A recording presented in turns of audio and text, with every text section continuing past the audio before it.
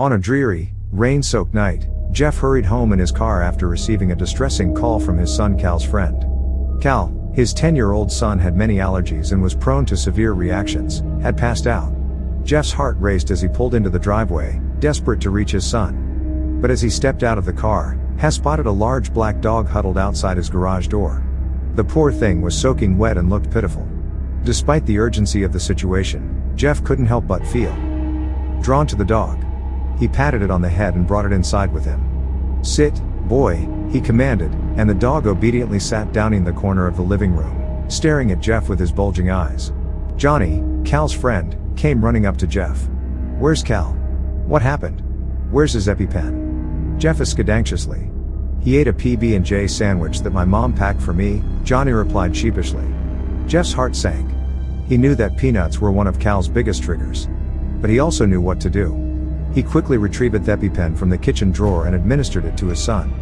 Within moments, Cal's eyes fluttered open, and he took a deep breath. As Jeff tended to his son, he couldn't help but notice the dog sitting quietly in the corner. He noticed the dog still sitting like a statue by the door as if it was observing everything.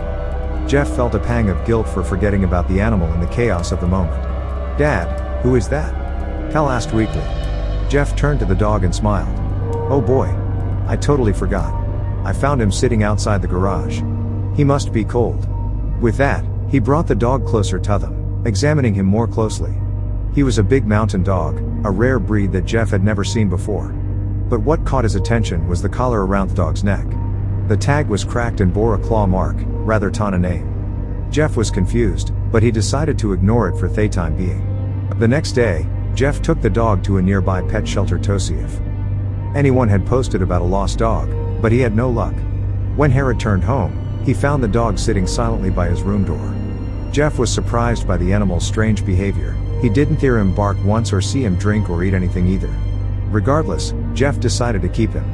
He had always been fond of dogs since he was a young boy, and this one had an almost mystical quality that he couldn't resist. The dog was soon named Jackie and became a beloved companion to Jeff, but Cal couldn't bond with him. Although he loved a mouse like his dad, Cal often kept his distance from Jackie. He had an eerie feeling about this dog. The dog often stared at one direction. Sometimes he would stare at Jeff or Cal for hours, making them uncomfortable. Jeff would often bring different types of dog food and treats for him, but all went in vain. Unusual things started happening to the family. Some nights around 2 a.m. Cal would hear footsteps coming from his dad's room downstairs. When he asked his dad what he was doing up so late, Jeff became confused and told his son that he was sound asleep. One day Jeff brought hunter's beef for a family gathering with Cal's grandparents. He kept it in the fridge and went to sleep. The next morning when Jeff was preparing the dishes, he discovered that the hunter's beef was missing. "Hey buddy, have you seen the hunter's beef I got yesterday for Grandma and Grandpa?" Jeff asked. "Dad, you know I can't stand the smell of meat. I wouldn't even touch it." "Huh. That's strange, I don't know where it went," Jeff said, surprised. The strange occurrences continued in the house.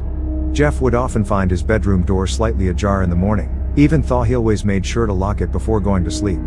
Cal reported hearing weird noises, like someone whispering his name or scratching at his door. The family started feeling uneasy and around home.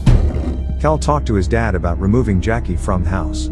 He said that he felt bad vibes from the dog and he can't stand it, but Jeff dismissed his son's concerns as being delusional.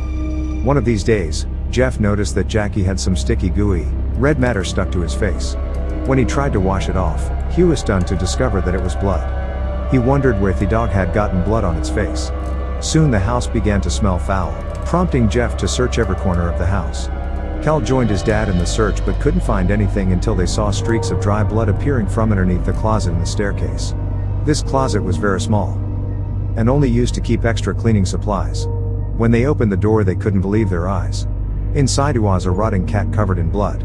Its neck had been strangled by sharp teeth, killing it. This sight made Cal gag and he ran to the toilet to throw up. A sense of unease overcame Jeff and he suddenly realized that Jackie must be behind all this. He turned to look at the dog and saw Jackie standing by the door, staring at him with sinister eyes.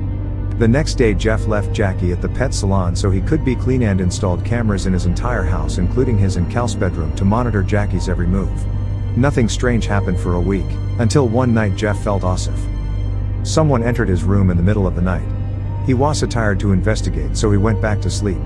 The following morning Jeff checked all the CCTV videos of the last week. Everything was normal except for every night Jackie would tiptoe to Jeff or Cal's room and sit there staring at them when they were asleep. Jeff found it bizarre up until he saw the footage of the previous night. He jumped from his chair and went pale. The video showed Jackie sitting in Jeff's room for a full hour straight. But Jackie slowly stood up, not like a dog but like a man. Since it was a big dog, therefore when it stood his height was 6 feet tall. His back feet stood like that of humans and front legs extended like arms. Jeff was horrified and had a nagging feeling that his son Cal might be in danger, and his fear was right. Cal was playing outside with his friends when Jackie came running and shoved Cal towards a moving truck. Jeff ran and his screams pierced the air, but it was too late. The truck hit Cal and he lay badly injured on the ground. Frantic, Jeff called for help and Cal was rushed to the hospital. He received severe injuries. The doctors did not give them much hope, but to everyone's amusement Cal miraculously pulled through. After the ordeal, Jeff reported the incident to the animal service and told them the whole story, but did not mention anything about the dog standing up like a human. They took the dog away for examination. Cal came back home a week later and was advised to bed rest for an entire month. However, since Jackie was gone, the family was back to normal. Jeff searched the entire internet about what Jackie was, but couldn't find a single dog of the same breed as Jackie. It was a mystery whether Jackie was an alien dog or some other creature. A month later, while taking a different route to work, Jeff stumbled upon a tiny shop with a sign that read, "All your answers are here." Intrigued, he entered and discovered a small bookstore, with shelves full of unique books. The owner, an old lady, handed Jeff a book telling him that she was expecting him. The book had pictures of mythical creatures. Scanning through the book, he stumbled upon a folded page which had a picture of a creature like Jackie. On the very next page was a picture of that creature standing like a man.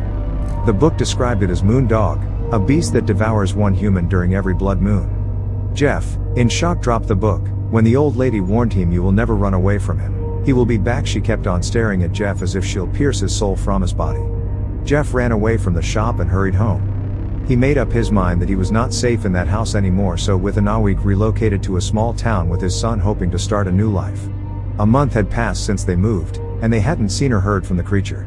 But something strange happened when Jeff tried to follow up with the animal shelter that had taken Jackie after the accident. No one answered his calls, and when finally get through, a man told him that there was never an animal shelter at that location. Like, share, and subscribe for more scary horror stories from Ryan Tech.